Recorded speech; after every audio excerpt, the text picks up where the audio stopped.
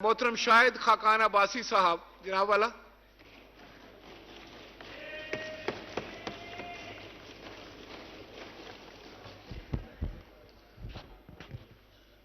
बिस्मिल्लाहिर्रहमानिर्रहीम। स्पीकर साहब, बहुत शुक्रिया। मैं आपको ज़्यादा वक्त नहीं लूँगा। साहब, गुजारिश ये है, यहाँ कुछ लोग हैं जो 85 के भी असेंबली के हैं, कुछ उसके बाद आए हैं, और मुझे बड़े अफसोस से कहना पड़ता है कि जो पिछले 5 साल में असेंबली में हुआ वो हम सब के लिए बड़ी शर्मिंदगी का बायस है और हमें उससे सबक लेना चाहिए। आपके सामने यहां पर इस असेंबली के स्टाफ के हिसार में लीडर ऑफ अपोजिशन ने तकरीर की। आप यहां मौजूद थे। यहां जुबान बंदी थी। मैं 5 साल में सिर्फ एक दफा 10 मिनट के लिए तकरीर कर सका। यहां पर इस तरफ बैठे हुए फ्रंट बेंच का हर आदमी जेल गया, लेकिन स्पीकर साहब को यह तौफीक नहीं हुई कि उसके प्रोडक्शन ऑर्डर जारी कर सके। यह बुनियादी हक होता है असेंबली के मेंबर का कि अपने इलाके की नुमाइंदगी कर सके। इन सब बातों में सबक है। आपका स्टाफ भी यहां बैठा रहा। यहां कौन सी बदतमीजी है जो यहां पर नहीं हुई? हमने भी की, इसमें कोई शुबा नहीं है। कौन सी गाली है जो यहां पर नहीं दी गई? आज ना अपोजिशन है, अपोजिशन के बगैर असेंबली नामुकम्मल होती है। इन सब बातों से हमने सबक हासिल करना है। मुल्क के अवाम देखते हैं, हमसे तवक्को रखते हैं। तो मैं ये असेंबली, मैं बार भी टीवी के लोगों ने पूछा, मैं कि मेरे लिए बड़ी शर्मिंदगी का बायस रही है। 85 से हम देख रहे हैं हर असेंबली में अखलाकी कदरें, जमहूरी कदरें, पार्लिमानी रवायात जवाल पजीर हैं, लेकिन 18 से 23 तक ये जवाल इस तरह गया। ये अब हम सब की जिम्मेदारी है जो अगली दफा आएंगे कि इस असेंबली की तौकीर को बहाल करें, इसकी साख को बहाल करें, और वो हमारे अमल से होगा, बातों से नहीं होगा। असेंबली की छत पर बड़े झंडे लहराने से नहीं होगा। ये हमारी अवलीन जिम्मेदारी है। आप ये देख लें कि हमने कुछ सीखा या नहीं सीखा। इस असेंबली के आखिरी हफ्ते में, मुझे नहीं पता, 40 यूनिवर्सिटियों के बिल, या कोई 53 कहते हैं, कोई 40 कहते हैं, बिल यहां पर पास हुए। ये शर्मिंदगी का बायस है। हमें सोचना चाहिए कि लोग क्या सोचते होंगे, हम क्या जवाब देंगे। आज इल्जाम लगते हैं इस असेंबली के मेंबरान पर। ये स्पीकर साहब, आपने इस असेंबली की साख का तहफ्फुज करना है अपने अमल से। आपको रोकना चाहिए था इन बातों को। ये वो चीजें हैं जिससे पाकिस्तान के अवाम हमें तोलते हैं, हमें नापते हैं कि किस किस्म के लोग हैं। यहां आम तासुर ये है कि असेंबली के मेंबरान सारे करप्ट हैं। लोग हमें अच्छी निगाह से नहीं देखते और हम अपने अमल से साबित करते हैं कि उनकी बात दुरुस्त है। असेंबली के मेंबर की तनख्वाह क्या है, ये आपने कभी बताया किसी को? क्यों सेक्रेटरी साहब, क्या 60,000 रुपया, क्या कितनी तनख्वाह है? वो अलाउंसेस डाल के है ना। तनख्वाह क्या है आप देख रहे, तनख्वाह उससे कम है। मुझे भी तनख्वाह मिलती है, मैं जानता हूं। लोग ये समझते हैं कि ये अरबों रुपया ये लूट कर ले गए। ये वो चीजें हैं जो हमें लोगों को बतानी पड़ती हैं। क्या इस असेंबली का मेंबर अपने गाड़ी के खर्चा भी पूरा कर सकता है उस तनख्वाह से? ये सब बैठे हुए हैं। पाकिस्तान की हर असेंबली ने तनख्वाह, मैं तनख्वाह बढ़ाने की बात नहीं कर रहा, मैं एक हकीकत की बात कर रहा हूं।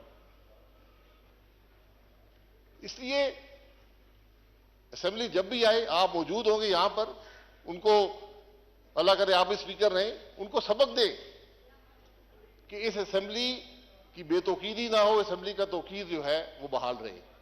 मैं पिछले स्पीकर साहब का नाम नहीं लेना चाहता, लेकिन जितना नुकसान उन्होंने इस हाउस को दिया है तारीख में किसी नहीं दी। ये बदकिस्मती है।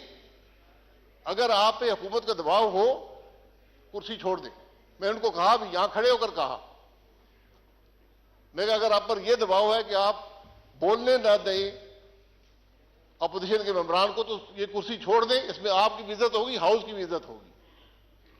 ये वो सबक है जो हमने हासिल करने हैं। मैं स्पीकर साहब ये कहूंगा, ये ऐवान जो है ये वाहिद इदारा है मुल्क का जो अवाम पर टैक्स लगाता है। जो बोझ अवाम पर महंगाई का पड़ता है इस इदारे से आता है। हुकूमत यहां पर बिल लेकर आती है, लेकिन यह इदारा मंजूर ना करे तो महंगाई नहीं होती। मेरा सवाल यह है कि इस मुल्क के अवाम पर टैक्स लगाने वाले खुद टैक्स देते हैं या नहीं देते, यह सवाल होना चाहिए। मैंने 13 साल नैब की अदालतों में गुजारे हैं, आज भी नैब की अदालत से होकर आया हूं। मुझसे नैब ने हर सवाल दुनिया का किया है, एक सवाल नहीं किया कि तुम टैक्स देते हो या नहीं देते हो। करप्शन का मेयार टैक्स की अदायगी या ना अदायगी में है। अगर मैं यहां से निकलूं, करोड़ों की गाड़ी में बैठूं, लाखों के बिजली के बिल हों, लाखों के गैस के बिल हों, 10-10 मुसल्ला मेरे साथ मुलाजिम हो और मैं टैक्स अदा ना करूं, तो उनके खर्चे का पैसा कहां से आता है? जनाब शाहिद खाकान अब्बासी साहब। जनाब शुक्रिया। मैं बस 2-3 मिनट और लूंगा। मैं जनाब गुजारिश ये कर रहा था कि अगर इस ऐवान के मेंबरान टैक्स अदा नहीं करेंगे तो फिर हम दूसरों पर टैक्स कैसे लगाएंगे? ये बड़ा बुनियादी सवाल है। जब तक आप इस सवाल का जवाब नहीं देंगे ये मुल्क आगे नहीं चलेगा। आज पाकिस्तान की वफाकी हुकूमत की जो कुल आमदन उसके पास रह जाती है वो सूद भी अदा नहीं कर सकती। ये असेंबली भी 24% पर कर्जा लेकर चलती है, दिफा भी 24% कर्जे पर चलता है, डेवलपमेंट भी 24% कर्जे पर होती है, हुकूमत भी 24% कर्जा लेकर चलती है। ये कितनी देर चलेगा? तो हमें जरा इन बातों को पर सोचने की जरूरत है। हमसे इलेक्शन कमीशन एक गोशवारा लेता है, आप भी भरते हैं, मैं भी भरता हूं, उसमें यह नहीं लिखा हुआ टैक्स कितना अदा करते हो। वाहिद पाकिस्तान में तबका है पार्लियामान के मेंबरान जिनके टैक्स के गोशवारे पब्लिक नॉलेज में होते हैं। वो रिकॉर्ड शाया होते हैं, नोटिफिकेशन गैजेट में शाया होते हैं, हर आदमी पढ़ सकता है ये आदमी कितना टैक्स देता है। तो कोई बात ढकी छुपी नहीं है। इसलिए हम सब की जिम्मेदारी है कि अपने अमल से यही लीडरशिप होती है। लीडरशिप ये नहीं है कि मैं टैक्स अदा ना करूं, दूसरों पर टैक्स लगा दूं। ये बातें, मैं स्पीकर साहब बातें बड़ी लंबी हो सकती हैं। मैं आपसे गुजारिश करूंगा, इस पिछले 5 साल में जो लेजिस्लेशन हुई है इस ऐवान ने की है उसका रिकॉर्ड मंगा लें। मैं आपको दावे से कहता हूं एक कानून भी अवाम की सहूलत के लिए नहीं है, सब हुकूमत की सहूलत के लिए है। ये शर्मिंदगी की बात है।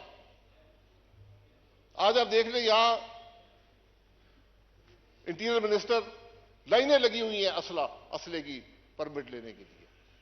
क्या कोई निजाम नहीं बन सकता? एक निजाम बना दे, हर पाकिस्तानी शहरी को असला रखने की इजाजत है। नादरा का कानून आपके पास है, नादरा के कार्ड में डालें, जो मर्जी असला रखे। मैं 10 क्लैशिकों में रखना चाहता हूं, मेरी मर्जी है। ये कौन सा निजाम है कि मिनिस्टर साइन करेगा, सेक्रेटरी साइन करेंगे, एमएनए यहां लोगों के सामने धक्के खा रहे, बदनाम हो रही? ये कौन सा निजाम है? इसी की सहूलत कर दें। मैं एक मिसाल देता हूं, मैं किसी पर तनकीद नहीं करना चाहता। हमें इन बातों का एहसास होना चाहिए कि अवाम को कैसे सहूलत दें। यहां रिलीफ मैंने बताया, आप अवाम को जितनी रिलीफ देना चाहें दे सकते हैं, 24% सूद पर। आज हमारे मुल्क की ये कैफियत है। क्या हमें इन मामलात की परवाह है?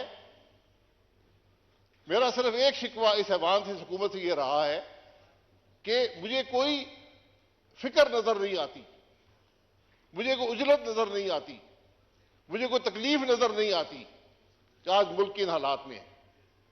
ये बिजनेस एज यूजुअल नहीं चलेगा, नहीं चल सकता।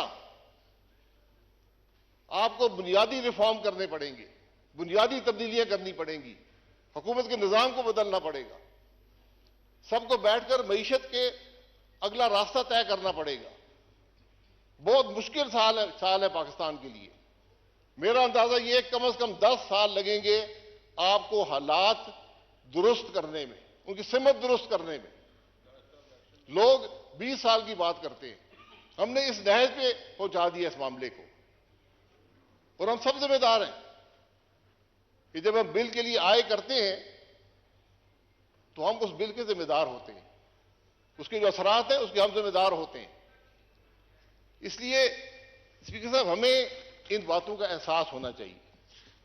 हम सिर्फ हल्के तक महदूद नहीं हो सकते। हुकूमत अवाम के मामलात से अलहदगी इख्तियार नहीं कर सकती। जो कुछ माजी में हुआ वो सब, मैं हमेशा कहता हूं ट्रुथ कमीशन बना दें, मुल्क के अवाम को हकायक का पता चले कि इस मुल्क के हालात हैं क्या और क्यों हुए हैं। मैं बड़ी बड़ी तल्ख हकायक है इस मुल्क के, लेकिन हमने अपनी तारीख को भी मसख कर दिया। हमें हकीकत का इल्म नहीं है कि मुल्क के अंदर हुआ क्या है, किसने क्या किया। सजाएं को छोड़े, सजा जजा अल्लाह ताला पे छोड़ दें, लेकिन कम से कम हकायक तो अवाम के सामने रखें। ये आपका बहुत मशकूर हूं, ये चंद बातें रखनी थी, लेकिन जिम्मेदारी हम सबकी है। अगर हम कोई गलत काम करेंगे, गलत भर्ती करेंगे, इस अवाम के मेंबर होकर, वजीर होकर, हमने निजाम को तबाह कर दिया। लोगों का एतमाद उठ जाता है। आज अवाम का एतमाद हुकूमत के निजाम पर उठ गया है। आपको उसको दुरुस्त करना है, लेकिन दुरुस्त बातों से नहीं होगा, उल्टे सीधे कवानीन बनाने से नहीं होगा, अमल से होगा। ये बात जो भी कल ऐवान में आए उनको आप जरूर हमारी तरफ से पैगाम दें कि जनाब ये बातें हैं, आप सिमत दुरुस्त करें, मामले को आगे चलाएं, फिर मुल्क की दुरुस्ती होगी। बहुत शुक्रिया। तारीख का अमीन,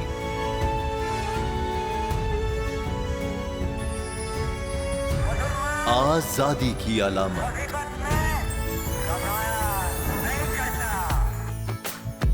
हुस्न का आईनादार,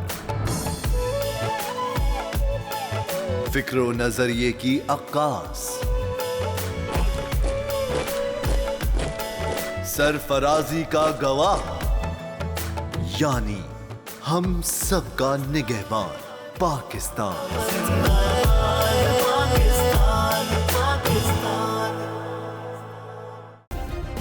सब्सक्राइब करें और बेल दबाएं ताकि कोई खबर रह न जाए।